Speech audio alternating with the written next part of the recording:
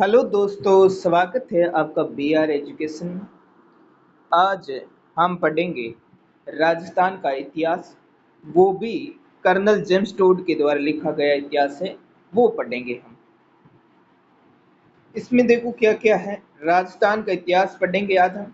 ठीक है, इसमें अध्याय एक है मनुष्य जाति का इतिहास। राजपूतों की वंशावली हिंदू ग्रंथों का आधार। और अध्याय तीन है सूर्य वंश चंद्र वंश की उत्पत्ति।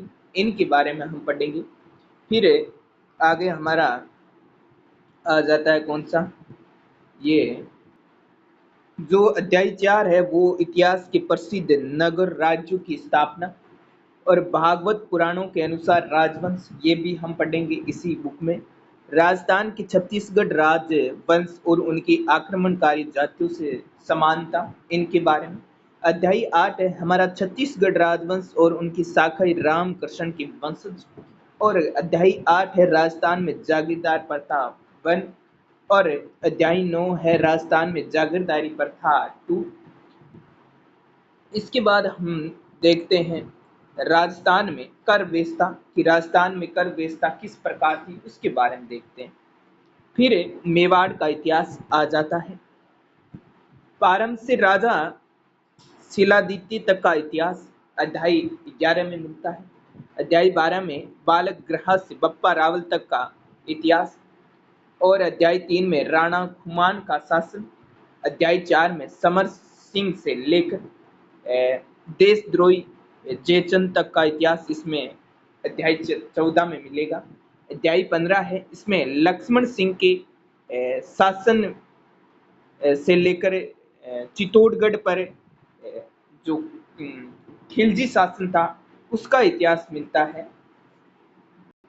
और आगे अध्याय 15 में हम देखते हैं लक्ष्मण सिंह के शासन, यानी लक्ष्मण सिंह शासन था, लक्ष्मण सिंह से लेकर चित्तौड़गढ़ खिलजी शासन, इनका इतिहास मिलता है। अध्याय 15 में हमें मिलता है महाराणा मोकर तक का वर्णन मिलता है।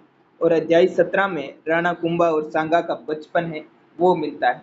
अध्याय 18 में राणा संग्राम सिंह रतन सिंह भारत के बाबर का आक्रमण, यानी भारत पर बाबर का आक्रमण किस प्रकार हुआ उसको अध्याय 18 में देखते हैं।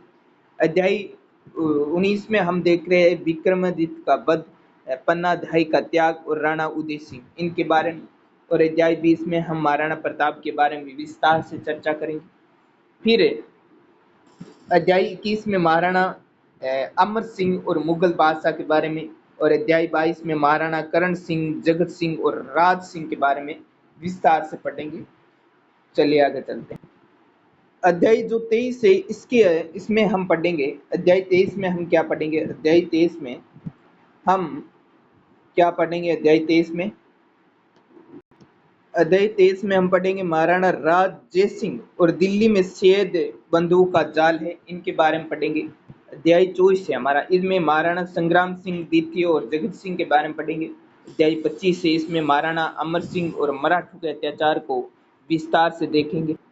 अध्याय 26 से इसमें हम देखेंगे महाराणा भीम सिंह के बारे में। अध्याय 27 इसमें अंग्रेजों के साथ राणा की संधि और राज्य में जो सुधार किए गए उनके बारे में पढ़ेंगे। अध्याय 28 में मेवाड़ में धार्मिक जीवन, उत्सव और त्योहार वो किस प्रकार से मनाए जाते थे, उत्सव और त्योहार उनके बारे में पढ़ेंगे। अध्याय 29 में राजपूतों का नैतिक जीवन, समाज में स्त्री का स्थान, इसके बारे में विस्तार से पढ़ेंगे। अध्याय 30 में राजपूतों का बलिदानी जीवन है उसको पढ़ेंगे। और अध्याय 31 में मारवाड़ का इतिहास, अध्याय 21 में पढ़ेंगे। और 32 में राव सियाजी, ये मरुभूमि में राठौड़ वंश का विस्तार है, इसको पढ़ेंगे।